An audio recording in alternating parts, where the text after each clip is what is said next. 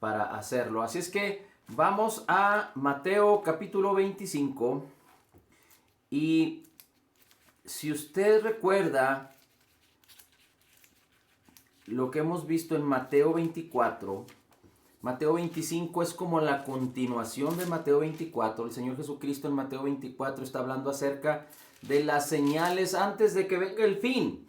Y Mateo 25 empieza a hablar parábolas referentes también a el reino de Dios y a los últimos tiempos. Así es que el versículo 1 de capítulo 25 de Mateo dice así: entonces el reino del cielo será semejante a 10 vírgenes. Fíjese cómo dice: entonces el reino del cielo será semejante a 10 vírgenes que tomando sus lámparas salieron a recibir al desposado. Y 5 de ellas eran prudentes y 5 eran insensatas. Las que eran prudentes tomaron sus lámparas, las que eran insensatas tomaron sus lámparas, no tomaron aceite consigo. Mas las prudentes tomaron aceite en sus vasos juntamente con sus lámparas. Y tardándose el desposado, cabecearon todas y se durmieron. Y a la medianoche fue oído un clamor: ¡He aquí! El desposado viene, salid a recibirle. Entonces todas aquellas vírgenes se levantaron y aderezaron sus lámparas. Y las insensatas dijeron a las prudentes: dadnos de vuestro aceite, porque nuestras lámparas se apagan. Mas las prudentes respondieron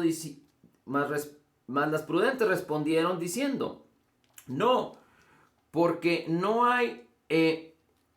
porque no nos falte a todas y a vosotras, a nosotras y a vosotras, sino id antes a los que venden y comprad para vosotras mismas. El 10. Y entre tanto que ellas fueron a comprar aceite, vino el desposado, y las que estaban apercibidas, dice, entraron con él a las bodas y fue cerrada la puerta. Y después vinieron también las otras vírgenes diciendo: Señor, Señor, ábrenos. Mas respondiendo él, es decir, el Señor, el desposado, dijo: de cierto os digo, que no os conozco. Versículo 13, estas ya son palabras después de la parábola, es decir, hace una llamada de atención o una importancia, un énfasis el Señor Jesucristo después de la parábola, y dice: velad, pues, porque no sabéis el día ni la hora en la cual el Hijo del Hombre ha de venir. Porque el reino del cielo es como un hombre. Bueno, y aquí ya en el versículo 14 entra en otra parábola. Pero el versículo 13 dice: velad, pues, porque no sabéis el día ni la hora en la cual el Hijo del Hombre ha de venir. Y seguramente usted recuerda esta parábola. Esta parábola es muy conocida y se habla mucho, se ha predicado mucho de ella en cierto aspecto o de acuerdo a cierta perspectiva. Pero hoy quisiéramos ver no solo la perspectiva con la que siempre se ha hablado, pero quisiéramos ver algunas otras cosas importantes que nosotros podemos usar, que nosotros podemos utilizar de acuerdo a la sabiduría de Dios, de acuerdo a la sabiduría del Evangelio, para beneficiarnos de la palabra. Recuerde que la palabra es viva y eficaz, y mientras ella sea conocida, entendida correctamente y meditada para que sea creída correctamente, entonces la palabra, su poder, su vida, que tiene vida en sí mismo. Recuerde que el Señor Jesucristo dijo: las palabras que yo os hablo son espíritu y son vida. Y Hebreos 4 dice que la palabra es viva y eficaz. Así es que cuando nosotros permitimos que este ciclo funcione en nuestras vidas, conocer, entender correctamente y creer, concebir correctamente, entonces la vida y el poder de la palabra empieza a transformar completamente nuestras vidas y cada una de las áreas de nuestro ser. No solo nuestra actitud o nuestras actitudes, nuestro temperamento, nuestro comportamiento, nuestros deseos, nuestros sueños, nuestra voluntad, nuestro cuerpo, nuestras acciones, etcétera, etcétera, etcétera. Así es que hemos dicho ya que la palabra es esencial. La palabra tiene que dominar nuestras vidas y nuestros corazones, nuestras mentes, no otras cosas, como muchas cosas lo han hecho durante toda nuestra existencia. En diferentes etapas de nuestra vida, diferentes tipos de cosas han dominado nuestra vida, pero ahora Dios nos ha llamado, después de haber entendido y conocido, después de haber despertado a la luz del Evangelio, a que la palabra nos guíe, nos llene, abunde en nosotros, para que el Espíritu Santo sea el que con la palabra pueda hacer de nosotros, que podamos caminar en ese llamado, en esas obras que el Señor preparó de antemano para que andemos en ellas. De hecho, esto viene en Efesios capítulo 2, versículo 10, pero en el versículo, ahí mismo en ese versículo dice que usted y yo somos hechura suya, somos una creación gloriosa de Dios. No para pensarlo a través de los ojos de nuestra carne, sino la gloria de lo que Dios hizo en nuestras vidas se manifiesta cuando nosotros caminamos en el Espíritu, en la palabra del Señor, cuando el Espíritu de Dios empieza a manifestar lo glorioso que somos, que hemos sido hechos en Cristo Jesús. Hemos sido hechos en Cristo Jesús. Así es que, no sé si usted conozca los diamantes, seguramente sí, pero seguramente usted, a lo mejor en fotos lo ha visto, no sé si en vivo haya visto un diamante en bruto, es decir, un diamante que no ha sido pulido, un diamante que se encuentra, que ha sido extraído de la roca natural, es decir, antes de ser procesado, y muchas veces ese diamante apenas da su brillo, pero tiene muchas impurezas alrededor y no se ve la gloria de ese diamante. Bueno, en nuestro interior somos como un diamante, porque nuestro espíritu es un espíritu perfecto, creado en la justicia y santidad de la verdad. Estoy hablando de los creyentes nacidos de nuevo. Pero nuestro exterior, que no cambió cuando venimos a Cristo, sigue siendo como una roca imperfecta. Nuestro cuerpo y nuestra alma. Pero en la medida en la que la palabra va limpiando nuestras mentes y va renovando nuestras mentes y vamos siendo transformados, la gloria de ese diamante empieza a manifestarse en nuestras actitudes, en nuestras acciones, en nuestra voluntad, en nuestros deseos, en nuestros cuerpos. De tal manera que aunque en este mundo, que es un mundo en caos, y usted lo debe de saber bien porque así la palabra lo dice, nunca vamos a poder manifestar la plenitud de la gloria de ese diamante que somos. Si queremos poner en este ejemplo, ¿no? Pero porque somos luz, somos la sal de la tierra, somos, la gloria de Cristo está en nosotros, pero cuando venga lo perfecto, es decir, cuando el Señor Jesucristo venga por nosotros, entonces seremos transformados en algo glorioso y en algo perfecto. Muy bien, ahora vamos a desglosar un poquito aquí lo que la parábola nos enseña de las 10 vírgenes. Bien, esto tiene diferentes referencias. Una de ellas es que habla acerca de cuando Jesús, el Señor Jesucristo, venga por segunda vez. Es decir, ya vino cuando fue a la cruz del Calvario, cuando nació en un pesebre, cuando inició su ministerio a los 30 años y cuando murió por ti y por mí, para salvarnos, para justificarnos, para convertirse en Señor y Salvador una vez que fue a la cruz, que entregó su vida por nosotros, pagó por nuestros pecados, por sus heridas fuimos sanados, y él fue sepultado y al tercer día resucitó, como dice la Escritura, y fue recibido arriba en gloria y se sentó a la diestra de la majestad, y para que todo aquel que en él cree no se pierda, mas tenga vida eterna. Pero el Señor Jesucristo dijo, iré a prepararles lugar y vendré por ustedes. Entonces, la primera referencia importante es que Mateo 25 está después del versículo en donde el Señor Jesucristo empieza a hablar acerca de las señales del fin.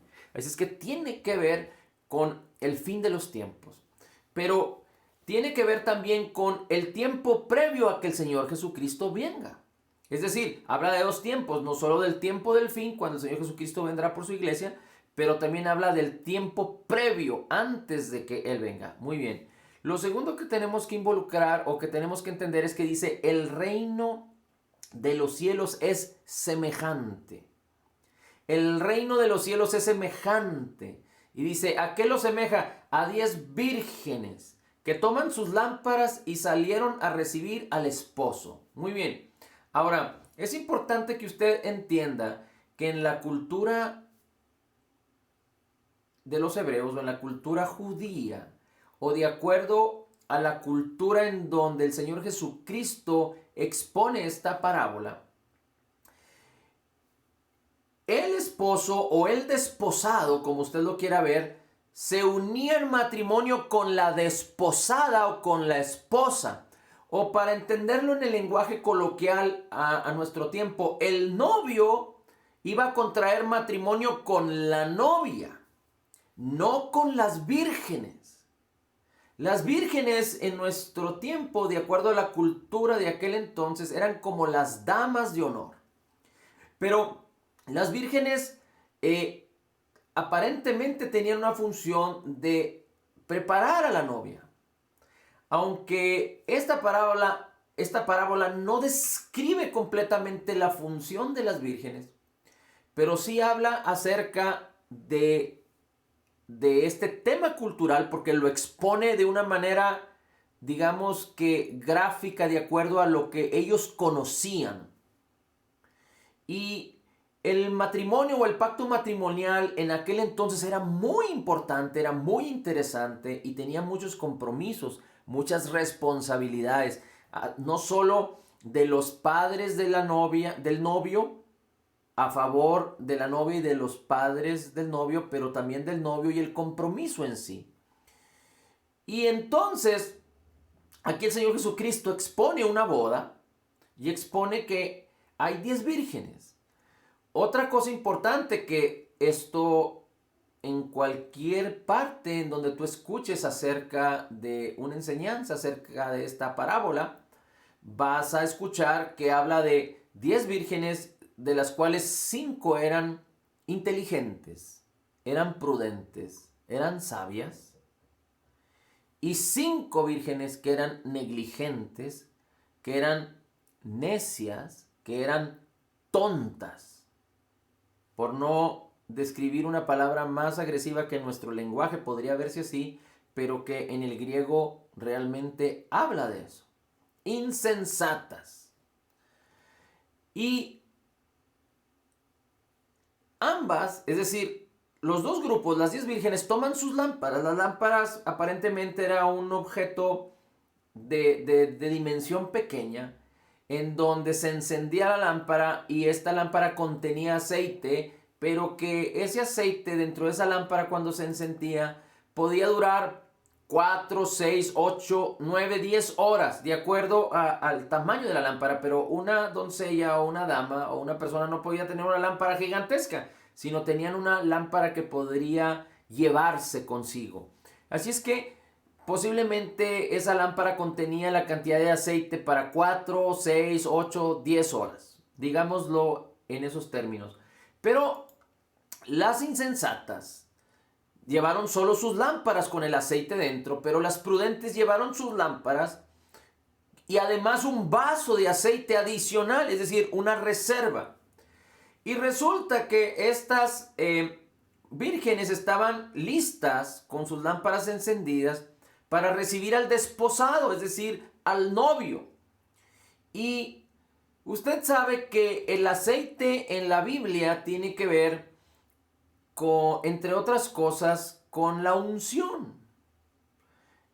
Si nosotros vamos al Salmo 23, dice el Señor Jesús, bueno, dice el salmista,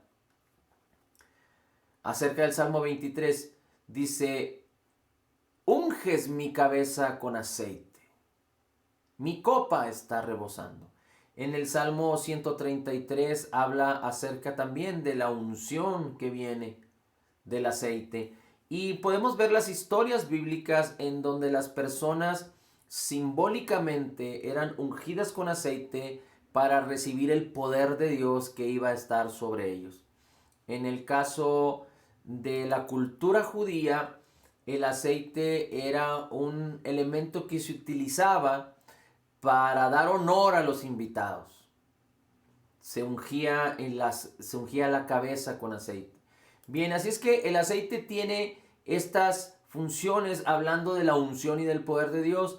En los evangelios vemos acerca de el evangelio recuerdo uno de los evangelios, creo que es el evangelio de Juan, cuando dice que si, bueno, ahorita lo confirmamos, pero cuando dice que si alguien está enfermo, que los ancianos lo unjan con aceite y esta persona será sanada. Viene en Santiago capítulo 5 versículo 14. Dice que si está alguno enfermo entre vosotros, dice, llame a los ancianos de la iglesia y que ellos oren por él y lo unjan con aceite. Así es que el aceite tiene que ver con la unción, con el poder de Dios, traído a nuestro tiempo con la unción del Espíritu Santo a través de recibir el bautismo del Espíritu Santo que nos ha sido presentado o otorgado o disponible como regalo de Dios para todo aquel que cree. Bien, ahora, así es que hablar del aceite es hablar del poder de Dios, de la unción del Espíritu Santo. Hablar de la luz es hablar de la palabra. La palabra en el Salmo 119, recuerde usted que en el Salmo 119 dice la Biblia acerca de que lámpara es a mis pies tu palabra y lumbrera mi camino. Salmo 119, capítulo 119, versículo 105. Así es que la palabra es luz. Así es que el aceite, la unción, y la luz, la palabra, el aceite y la palabra son importantes símbolos o elementos en esta parábola. Entonces vemos las vírgenes, vemos que pudieran las vírgenes considerarse como creyentes o considerarse como personas. Creyentes o personas. Vamos a llamarle personas. Las vírgenes son como personas que están relacionadas con la novia, que fueron invitadas a las bodas por la novia. Pero vemos también el elemento de la Biblia, de la palabra de Dios, y vemos también el elemento de la unción, del aceite del Espíritu. Ok, ahora, ¿qué es lo que Dios ha llamado para que nosotros entendamos, para que nosotros consideremos? Bueno, hemos dicho que Dios nos ha llamado a ser diligentes. Así es que si nosotros, habiendo conocido toda la gloria y toda la bendición que nos ha sido dada por gracia, y somos omisos, o somos necios, o somos no diligentes o insensibles a lo que Dios nos ha concedido por gracia en Cristo Jesús, si nosotros somos indiferentes a la palabra, entonces seremos indiferentes a la fe. Por lo tanto, seremos como esos diamantes en bruto que nunca van a ser tratados y pulidos para sacar lo mejor que hay en sí. Así es que si la fe es la manera en la que nosotros podemos manifestar la gloria de Cristo que mora en nosotros, en nuestra alma, en nuestro cuerpo, en nuestras acciones, para que podamos cumplir el llamado que Dios nos ha enseñado, entonces, si la fe no está presente, no vamos a poder, el Señor no va a poder manifestar lo que ha depositado en nuestro interior, en nuestro exterior. Nadie va a poder ver lo que somos y nosotros no vamos a poder beneficiarnos de lo que somos.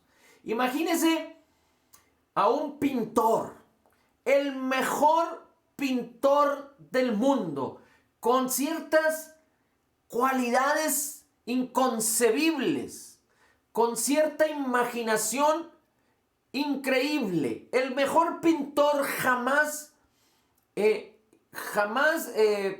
alcanzado por otro. Y ese pintor nunca supo que era pintor.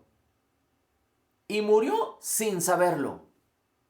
En su interior tenía ese don, en su interior tenía esa habilidad, ese poder de ser o de haberse convertido en el mejor pintor, pero por ignorancia, por negligencia, por necedad, por insensatez, nunca entendió, nunca creyó, nunca conoció y murió siendo un donadie cuando era el mejor pintor de toda la existencia.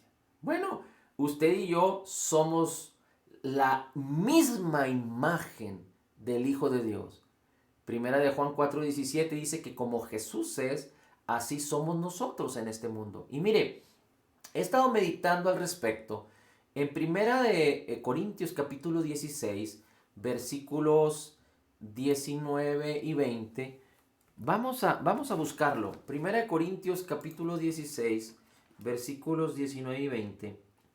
Hay algo muy extraordinario aquí. Por eso debemos permitir que la palabra nos domine, porque es la palabra la que nos renueva y nos transforma. Cosas que en la carne o sin la palabra las vemos de una manera, pero cuando la palabra alumbra nuestra vida, cuando el Espíritu Santo nos enseña de acuerdo a la unción de Cristo que nos ha sido dada, las cosas se tornan de una manera completamente diferente.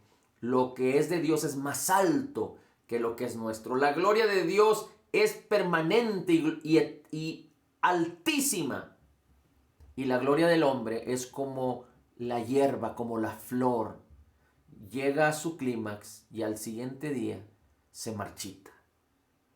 Fíjese como dice 1 Corintios capítulo 6, versículos 19 y 20. Dice, ¿no sabéis que vuestro cuerpo es templo del Espíritu Santo, el cual está en vosotros? Si eres un creyente nacido de nuevo, el Espíritu Santo mora en ti. Una cosa es que tú hayas nacido de nuevo y el Espíritu de Cristo mora en ti, el Espíritu Santo mora en ti, con un nuevo espíritu que Dios te ha dado cuando naciste de nuevo. Un espíritu que fue creado en la justicia y santidad de la verdad. Y otra cosa es el bautismo del Espíritu, ese es el poder, la cobertura. Que tú seas un creyente nacido de nuevo, tienes al Espíritu dentro de ti. Pero que tú tengas el bautismo del Espíritu Santo, el Espíritu Santo te tiene a ti ahora para hacer como Dios te llamó o te mandó o te escogió para que tú hagas. Para hacer contigo como Dios diseñó. Y lo que Dios diseñó es lo más glorioso que puede existir. Dice, porque comprados somos por precio. Glorificad pues a Dios en vuestro cuerpo y en vuestro espíritu, los cuales son de Dios. Porque fuimos comprados por precio. Así es que tu cuerpo y mi cuerpo, tu espíritu nuevo y mi espíritu, le pertenecen al Señor. Si te fijas, no habla del alma. Y aunque podríamos, de acuerdo a la perspectiva bíblica, discutir, argumentar acerca del alma, pero hay algo muy interesante respecto al alma. En el alma reside nuestra voluntad. Y en nuestra voluntad podemos decidir hacer el mal o hacer el bien. En nuestra voluntad podemos decidir escuchar la voz de Dios a través de la palabra y caminar de acuerdo al corazón y a la voluntad de Dios, o caminar de acuerdo a nuestra propia voluntad. Dios nos da ese derecho. Ese mismo derecho le dio a Adán y a su mujer desde el principio de la creación. Y es el mismo derecho que nos da a nosotros. Así es que nosotros pudiendo haber sido alumbrados, iluminados y experimentado la gloria del Evangelio, en un momento dado de nuestra vida podemos decidir rechazar a Jesús y seguir nuestro propio camino. Porque esa voluntad, mientras estemos en este mundo, Dios va a respetar nuestras decisiones y nuestros deseos. Por eso la Biblia describe las palabras de Jesús que dice, cuando el Señor Jesucristo venga, cuando el Hijo del Hombre venga, dijo el Señor Jesús, ¿hallará fe en la tierra? Así es que, meditando en esto, dice la Escritura que mi cuerpo y mi espíritu le pertenecen a Dios. Así es que, meditando en esto, yo puedo decir, bueno, Señor, si mi cuerpo te pertenece y mi espíritu te pertenece, entonces tú eres dueño de mi cuerpo y de mi espíritu. Así es que, como dueño y señor de mi cuerpo y de mi espíritu, haz con mi cuerpo y con mi espíritu como tú deseas. Exalta mi espíritu, que mi espíritu puede ser exaltado en lo más glorioso que es Cristo, porque es uno con Cristo. Mi cuerpo tiene limitantes porque estamos en un mundo terrenal, en corrupción. Y mi cuerpo, dice la Escritura que el pecado fue condenado en el cuerpo, no para pecar. El nuevo creyente no fue nacido para pecar, pero nuestro cuerpo tiene que ser transformado en su tiempo, cuando el Señor Jesucristo venga por nosotros.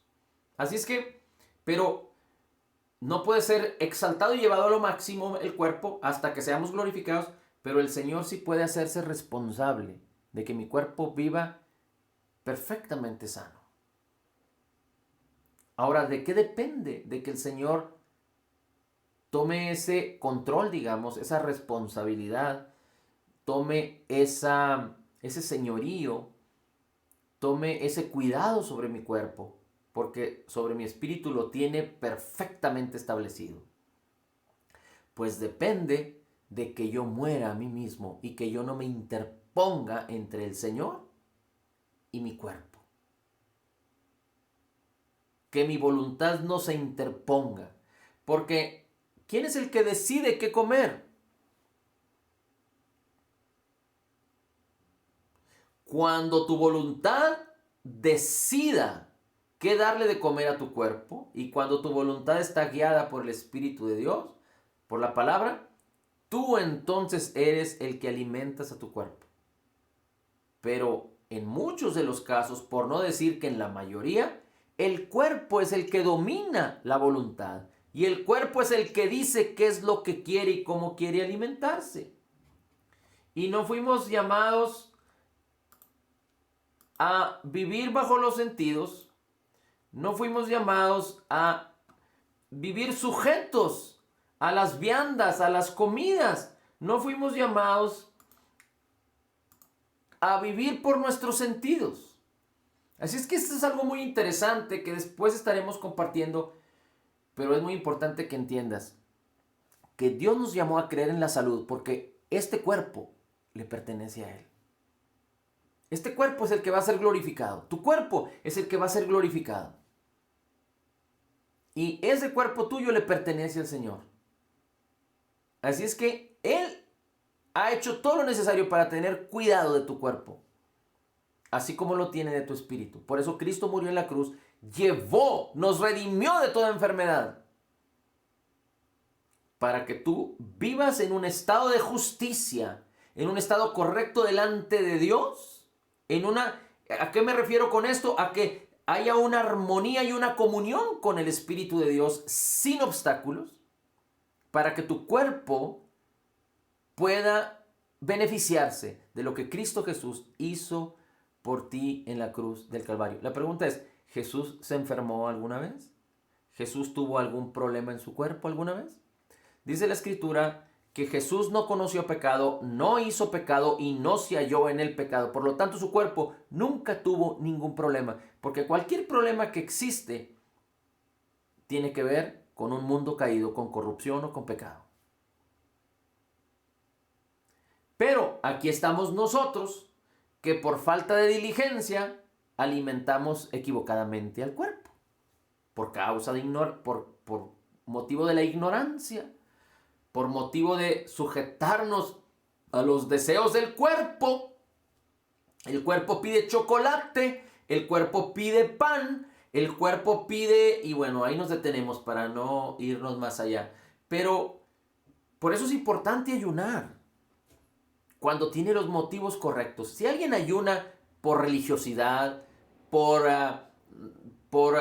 demostrar algo, y con los motivos incorrectos, no funciona, no sirve para nada. Aunque el que ayuna tiene beneficios naturales, porque su cuerpo se beneficia cuando uno ayuna. Naturalmente hay un beneficio, científicamente comprobado. Pero cuando los motivos son correctos, es decir, cuando queremos demostrarle o cuando queremos asegurar que nuestra voluntad, que quiere ser guiada por la palabra y por el Espíritu de Dios, sea quien tenga dominio sobre el cuerpo, entonces ayunamos. Porque quizá hay veces que no hemos alcanzado alguna victoria, alguna bendición, alguna situación importante por causa de la incredulidad. Y la incredulidad viene por los sentidos. Y el sentido más fuerte de nuestra vida tiene que ver de nuestro ser, tiene que ver con la alimentación. Y cuando nosotros ayunamos, hacemos que los sentidos se sujeten a nosotros. Bueno, estaremos hablando en otro tiempo acerca del ayuno. Pero vamos a regresar a las 10 vírgenes. 5 insensatas y 5 prudentes. Ahora, fíjese que dice la Escritura que el esposo se tardó. Y las 10 inteligentes y las 10 insensatas cabecearon y se durmieron. ¿Qué es lo que la Biblia nos enseña acerca de cómo el creyente nacido de nuevo debe vivir? Sobrio. Efesios capítulo 5. Efesios capítulo 6. Velando en todo tiempo. Pero aquí las vírgenes, las 10, cabecearon y se durmieron. Ahora déjeme ponerle en perspectiva.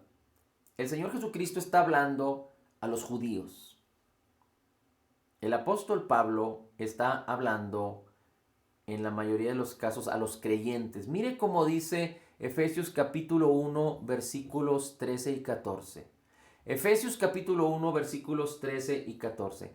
En Cristo nosotros, habiendo oído la palabra de verdad, el evangelio de nuestra salvación, dice, y habiendo creído en Él, en Jesús, fuimos sellados con el Espíritu Santo de la promesa, que es las arras de nuestra herencia hasta la redención de la posesión adquirida para alabanza de su gloria. El Espíritu Santo que nos fue dado es las arras, es la garantía de que ahora le pertenecemos a Dios. Por eso el Espíritu Santo da testimonio en nuestro espíritu de que somos hijos.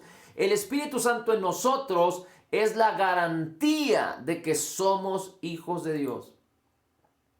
En este mundo, los que confunden el evangelio con la religiosidad y cualquier otro tipo de religión, quieren causar que la vida humana, la vida de pecado, sea corregida y sea mejorada para alcanzar a Dios. Pero no es el diseño de Dios. La vida humana, carnal y en pecado está descartada, porque en esa condición jamás podremos acercarnos a la gloria de Dios. En automático nacimos destituidos de la gloria por causa del pecado original. Pero las religiones de este mundo y el humanismo, aunque muchos consideran, tienen diferentes objetivos, es decir, algunos sí creen en Dios, los demonios también creen en Dios y tiemblan, y algunos otros no, pero quieren arreglar la vida humana, quieren a través de la religión o a través de sistemas de pensamientos, entre comillas, corregir, restaurar la vida de pecado. Aunque unos quieren caminar en la maldad y quieren esconder sus obras en las tinieblas, pero las religiones eso es lo que quieren hacer. Y el cristianismo desafortunadamente ha caído en eso, queriendo corregir la manera de vivir carnal.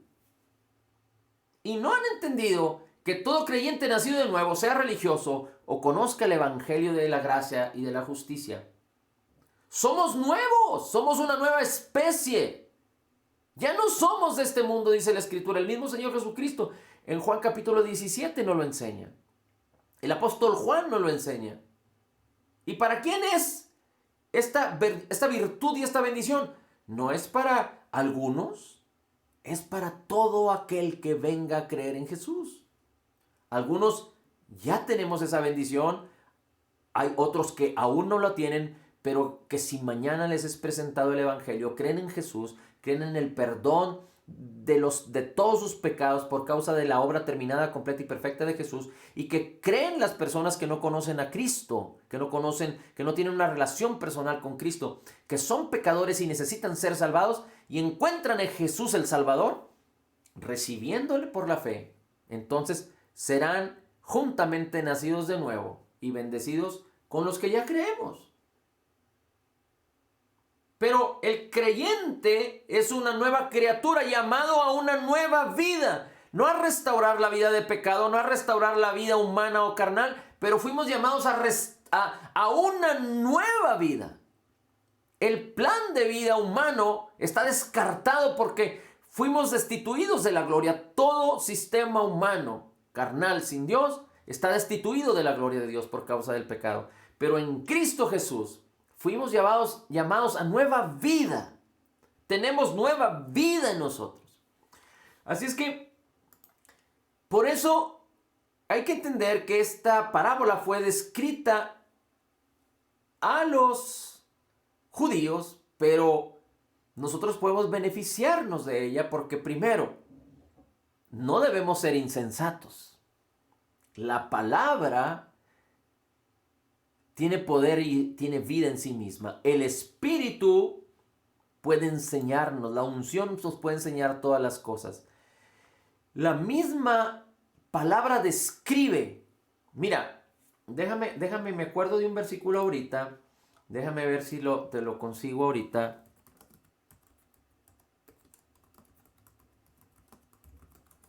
Y fíjate como dice aquí, no me vayas a malinterpretar, por favor.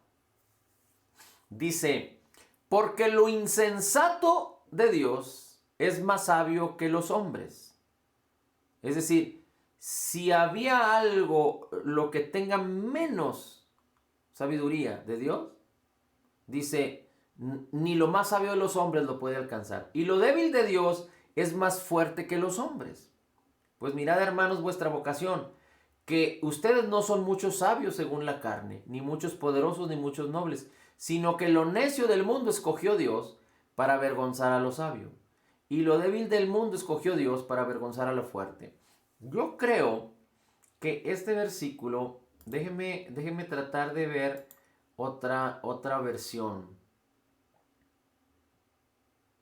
Recuerde que todo lo que proviene de Dios es perfecto. Dios es perfecto. En Él no hay nada incorrecto, no hay nada que tenga menos valor.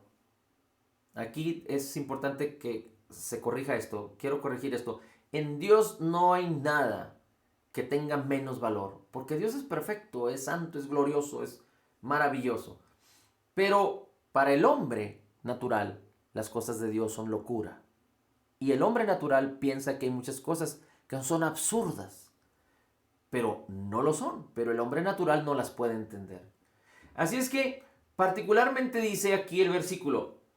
Dice, Dios ha escogido lo que el mundo tiene por necio para poner en ridículo a los que se creen sabios.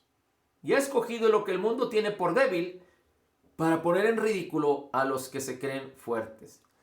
De tal manera que Dios no nos llamó en Cristo a ser insensatos, sino sabios. Le voy a poner un juego de palabras. El insensato en el Evangelio se cree sabio en el mundo. El prudente y sabio en el Evangelio tiene que considerarse necio, débil, insensato en lo humano. Ahora, no me malinterprete, no significa que los cristianos no puedan estudiar, que los cristianos no tengan habilidades y que saquen buenas calificaciones. No significa eso. Lo que significa es que si tú confías en tu prudencia y si tú confías en tu sabiduría, nunca vas a poder apropiarte de la sabiduría de Dios, de la prudencia de Dios. Pero podemos ver que en el mundo, muchos que no tenían esperanza y que no tenían futuro, viniendo a Cristo, las puertas se han abierto, porque en Cristo Jesús hemos sido altamente favorecidos. Y hemos oído cantidad de testimonios acerca de gentes que tartamudeaban, que eran lo peor de lo peor en el mundo, hablando como figuras humanas, pero que en Cristo fueron completamente restaurados. Muchas veces, no es el caso, pero muchas veces las personas que humanamente son muy escépticas, muy racionales, muy inteligentes, son las que batallan más para venir al conocimiento de la verdad, que es Cristo Jesús. Ahora, una cosa no está peleada con la otra. Ser inteligentes y tener cantidad de habilidades que seguramente usted las tiene y yo las tengo y cada uno de los hombres las tenemos, pero confiar en las habilidades humanas y confiar en la gracia de Cristo es algo completamente diferente. Porque cuando confiamos en la gracia del Señor, entonces lo que somos, lo somos por la gracia. Y la inteligencia o el don que yo pude haber tenido ejercido en lo humano, hubiera tenido cierto límite.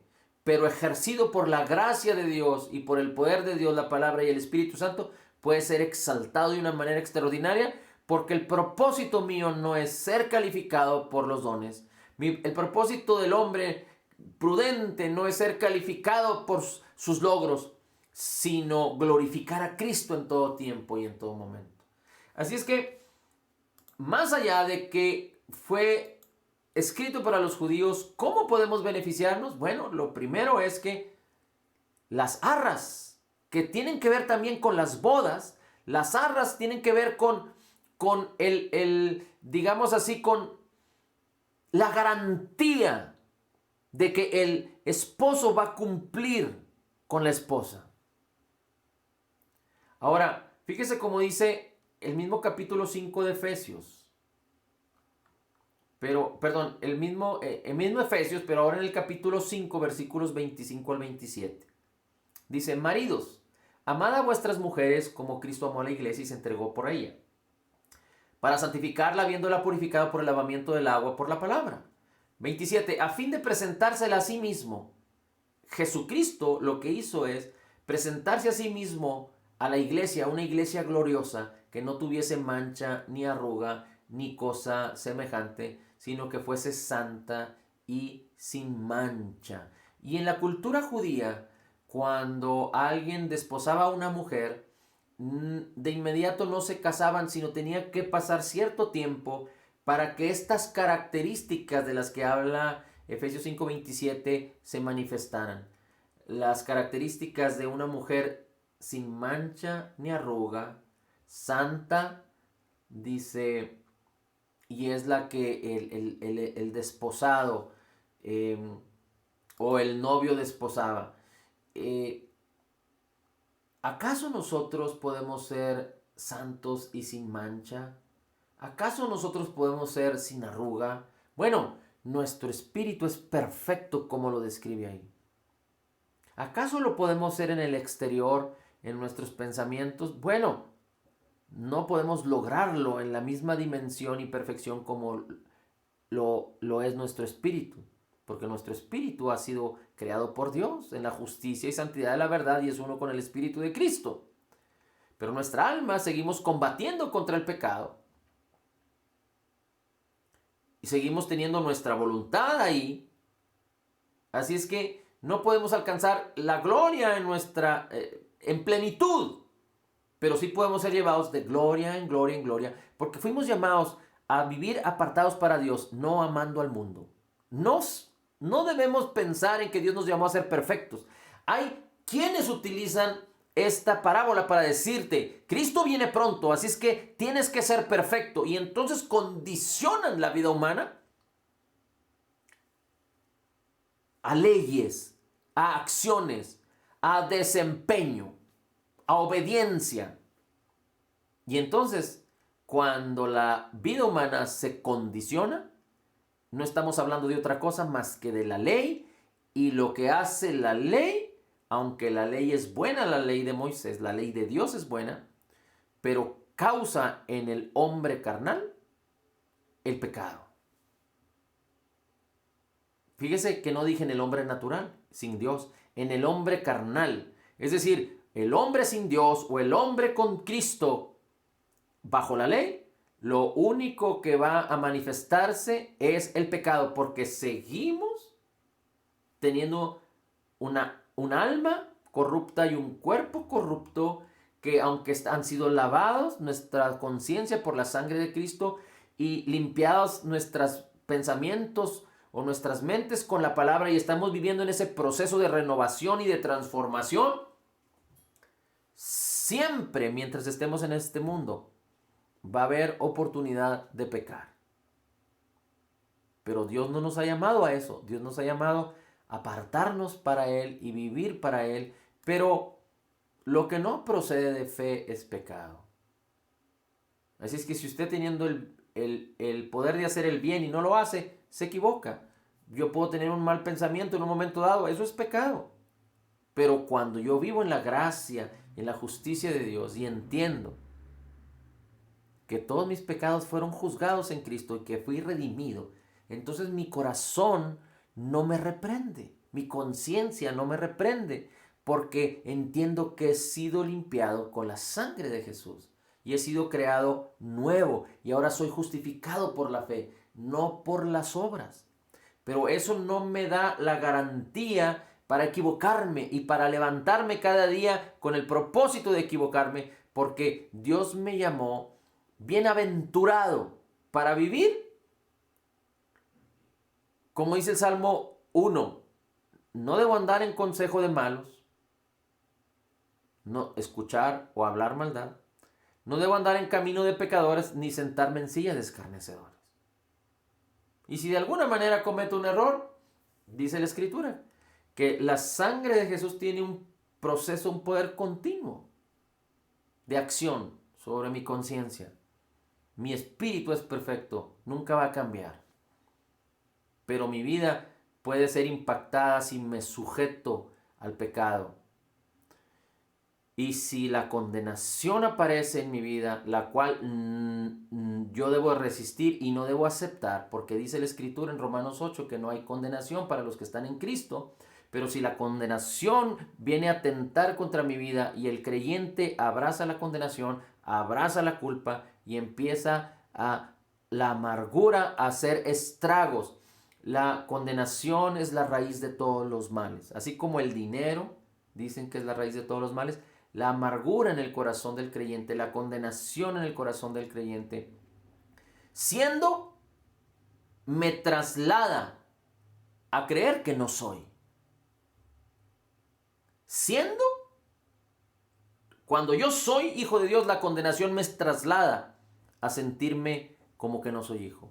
Cuando Dios me ama profundamente, la condenación me puede mover. No es que realmente me mueva, pero me hace creer que me movió y que ahora me debo esconder de Dios y debo alejarme de Dios. Bueno, no quiero desviarme mucho del tema, pero el punto aquí es que tenemos las arras, que es la garantía. Ahora, recuerde que la que se casaba con el novio no eran las vírgenes, era la novia. Así es que hay algo muy interesante aquí y podríamos argumentar y meditar mucho al respecto, pero es importante que entendamos lo siguiente. Apocalipsis capítulo 19, versículos 7 y 9 dice: gocémonos y alegrémonos, démosle gloria al Señor, porque han llegado las bodas del Cordero y su esposa se ha preparado. Su esposa. Y a ella se le ha concedido que se vista de lino fino, limpio, resplandeciente, porque el lino fino es las acciones justas de los santos. Las acciones justas de los santos. Nuestras acciones deben de ser frutos de la justicia, no obras propias con las cuales queramos justificarnos, sino más bien fruto de lo que ya somos. Somos la justicia de Dios en Cristo Jesús. Todo creyente nuevo, eso es lo que es, de acuerdo a 2 Corintios 5:21. Así es que debemos caminar y actuar así, creyendo. Dice el versículo 9, y el ángel me dijo: escribe, bienaventurados los que son llamados a la cena de las bodas del Cordero. Y me dijo: estas son palabras verdaderas de Dios. ¿Recuerdas que las vírgenes fueron convidadas a las bodas? ¿Te acuerdas que las vírgenes entraron a las bodas y se cerró la puerta?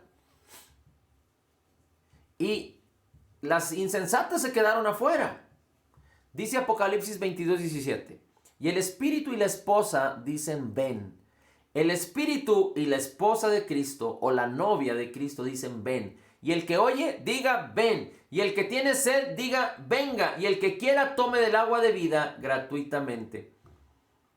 Bien, así es que, ¿qué más podemos aprender de la parábola de las vírgenes insensatas? Bueno, y de las prudentes. Ya sabemos que en Cristo fuimos llamados a ser prudentes en el Evangelio. No desestimar, no permitir que nuestro corazón se endurezca por causa de la incredulidad. No amar este mundo más que las cosas de Dios, que la palabra. No amar más la televisión, la distracción, todo tipo de cosas, el quehacer de la casa, el trabajo. Que al mismo Señor Jesucristo necesitamos tener una relación personal en base diaria con la palabra, con Cristo, con su Espíritu. Necesitamos agradecerle, honrarle, glorificarle, orar en el Espíritu. Debe de esto de convertirse en una disciplina, en una actitud diaria en nuestras vidas, para estar aprovechando al máximo lo que Dios nos ha concedido por gracia en Cristo Jesús día con día. Hemos dicho que por causa de no ser diligentes respecto a lo que hablamos, no experimentamos, no podemos atrapar, no podemos apropiarnos de lo que nos ha sido concedido por gracia en Cristo Jesús, porque menospreciamos el valor que tienen nuestras palabras. Y Dios nos ha dado el poder de la vida y de la muerte. Y cuando nosotros hablamos por hablar y no creemos, engañamos al corazón. Y cuando entonces nosotros queremos hablar lo que sí creemos, nuestro corazón se confunde. Por eso el Señor Jesucristo dice, cuando le hables a la montaña, cree y no dudes. Así es que si tú eres inconstante porque hablas cosas a la ligera sin creer, cuando quieras hablar a las cosas creyendo, va a haber inconsistencia. Pero peor aún o desafortunado sería que tú empieces a hablar las cosas aunque no las creas. Por ligereza, porque no pasa nada. Y entonces pones en tu boca palabras de malicia, palabras de mal, palabras que van en contra de la obra terminada, completa y perfecta de Jesús en el Calvario. Empiezas a hablar de escasez, empiezas a hablar de pobreza, empiezas a hablar de enfermedad, empiezas a hablar de situaciones de obscuridad, de tinieblas, de cómo marcha este mundo. ¿Y qué pasa? Que el día de mañana la fe viene por el oír, pero la incredulidad viene por el oír. El temor viene por el oír.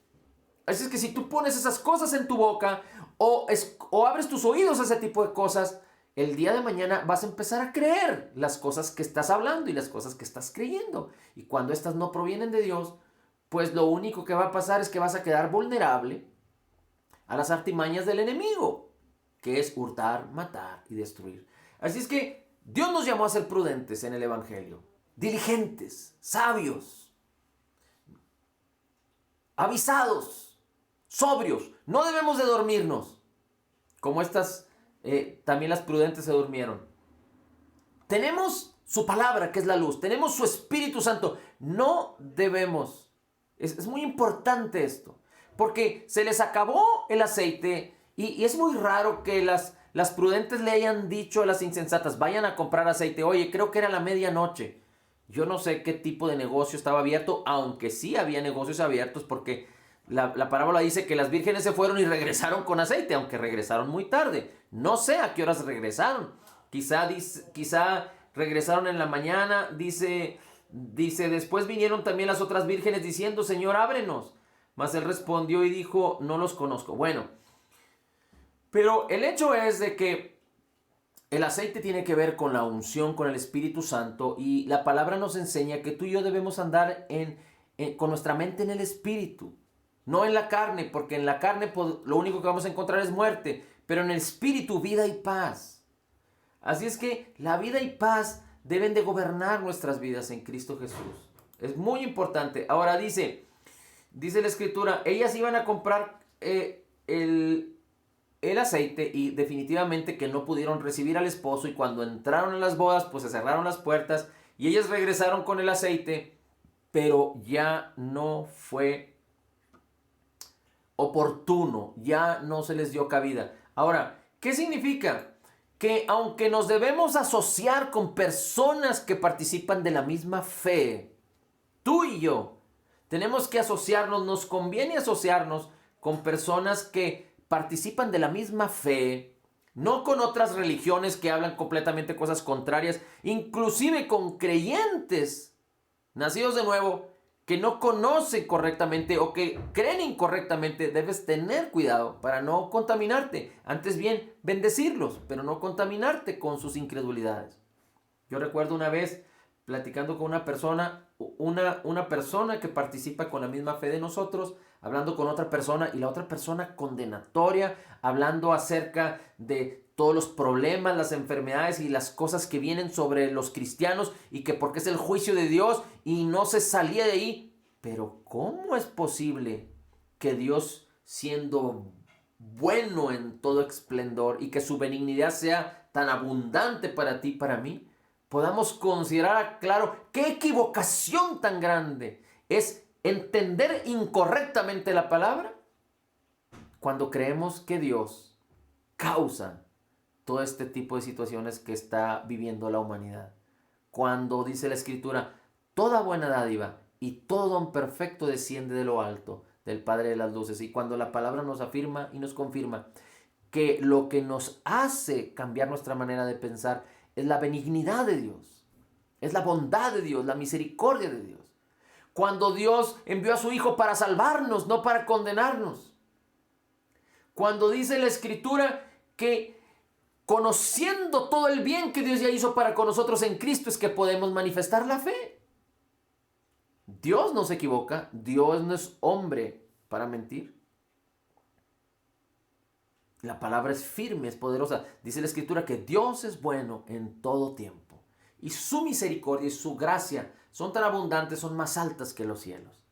Así es que, ¿qué equivocación hay con entender incorrectamente la naturaleza de Dios, que es amor, bondad, benignidad para ti y para mí?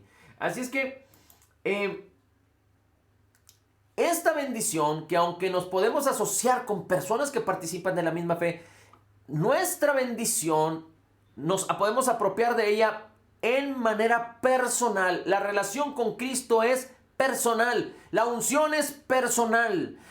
Aunque nos fue dada toda esta bendición para bendecir a muchos, pero cada uno tiene que tener su relación personal con Cristo. La salvación es personal.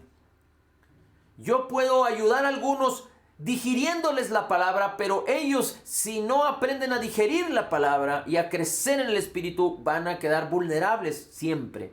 Van a ser personas de doble ánimo, de doble manera de pensar, pensando como Cristo y pensando como humanos o como carnales.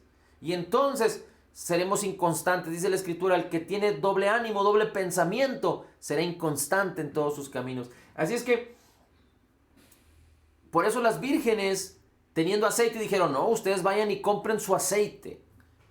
La unción es personal. El diseño de Dios es para ti. Tú solo cabes en el propósito de Dios, en el molde de Dios que preparó para ti. Ahora, termino con esto. Dice la Escritura, le dijeron las otras vírgenes, Señor, Señor, ábrenos, ya traemos el aceite. Yo recuerdo un versículo que dice el Señor Jesucristo acerca de todos los que hacen el bien y que van y visitan a los enfermos y dan de comer a los pobres. Y viene un grupo de gente que le dice, Señor, visitamos a los enfermos. Dice, dimos de comer a los pobres. Y el Señor Jesucristo les dice, apartaos de mí, hacedores de maldad. Nunca os conocí. Pero ¿cómo es posible? Bueno, pues es que el hacer el bien no te hace hijo de Dios. Y es lo que este mundo quiere hacer creer. Y aunque definitivamente hay personas muy buenas, y hay personas que quizá en su haber tienen más acciones de favor sobre otras que nosotros mismos. Que yo espero en el Señor que a partir de este momento y en el futuro Dios nos utilice para ser ese canal de bendición para muchos en todas las áreas. Dios nos prepara para diferentes operaciones, ministerios, dones. Así es que hay que creer para que nuestras estacas sean ensanchadas, nuestras vidas sean ensanchadas, porque Dios nos ha llamado a bendecir a muchos. Así es que no se trata de hacer el bien para que Dios te convierta en un hijo. Se trata de creer en Jesús, para que todo aquel que en Él cree no se pierda, mas tenga vida eterna. Mas a todos los que le recibieron, a los que creen en su nombre, Dios les dio el poder de ser hechos hijos de Dios. No es por el hacer el bien, no es haciendo el bien que te da el derecho de ser hijo a nadie, sino es por creer en Jesús y en su obra terminada, completa y perfecta. Y ahora Dios te habilita siendo hijo, te capacita, te da todas las herramientas, el poder y la gloria para que tú permitas a través de la palabra, tú te responsabilices a través de la palabra y del Espíritu y de la unción que te fue dada, ser renovado en tu mente con la palabra y ser transformado y caminar en la fe, en el éxito, en el poder y en la gloria de Dios. Y fíjate como dice aquí, a esas vírgenes insensatas, nunca las conozco, no las conocí, no las conozco. Así es que todo aquel creyente que habla acerca de que el que no se prepara se va a quedar aquí y no se va a ir con Cristo. Si tú eres un creyente nacido de nuevo y cuando Cristo venga, tú sigues siendo un creyente. Y no estoy hablando de que la salvación se pueda perder, pero hay quien dice que si tú categóricamente, siendo un creyente, rechazas lo que eres, cuando tú eres un creyente maduro y tienes el poder de rechazar, hay quienes establecen que si rechazas, es como siendo hijo bendecido y glorioso y tú rechazas entrar a la casa de tu padre para ser bendecido y apropiarte de lo que tu padre te ha dado. Pero dejando ese tema aparte, hay quienes dicen que si tú no estás preparado, que si tú no estás en el Espíritu, que si tú no estás en la palabra y si tú no cumples cuando el Señor Jesucristo venga y te haya dormido, entonces tú vas a ser como ese insensato y te vas a quedar fuera. Si Cristo te conoce, porque tú eres un creyente nacido de nuevo, si tú eres un creyente nacido de nuevo, Cristo te conoce porque mora en ti. Y si Cristo viene mañana, tú te vas con Cristo y serías llamado a las bodas no como una virgen, sino como la esposa que es la iglesia. Así es que nadie te confunda queriéndote poner obligaciones, sino antes bien la palabra debe enseñarte, exhortarte, instruirte en justicia, para que vivas a la nueva manera que Dios nos ha llamado a vivir en Cristo Jesús a través de la fe, recibiendo la abundancia de su gracia y el regalo gratuito de su justicia. Gracias, Señor, porque tú vienes pronto y tú has preparado un galardón, unas bodas, algo glorioso para los que creen en ti. Gracias, Señor, porque tú nos conoces y nosotros te conocemos a ti a través de la fe, a través de tu palabra. Nosotros te hemos recibido y queremos, Señor, no solo que en nuestra alma y en nuestro cuerpo la salvación tuya se manifieste, porque con el corazón se cree para justicia y con la boca se confiesa para salvación, pero que también tu señorío se manifieste, donde nosotros nos deslindemos de nuestra carne, de nuestra propia voluntad, pero que amemos y nos deleitemos en tu palabra, en tu voluntad, para que tú manifiestes todos tus deseos en nosotros y que en la razón de nuestra existencia, el propósito de vida al que tú nos has llamado, empiece a dar frutos cual a 100 por uno en el nombre de Jesús. Somos totalmente perdonados. Somos perfectamente justificados. Somos altamente favorecidos. Somos profundamente amados. Somos grandemente bendecidos porque estamos en Cristo Jesús. Gracias, Padre eterno, porque estamos en Cristo Jesús y tú nos conoces por nombre y nosotros te conocemos a ti. Gracias, Señor Jesús, porque somos más que vencedores en ti. Somos la justicia de Dios en Cristo Jesús. Amén, amén y amén.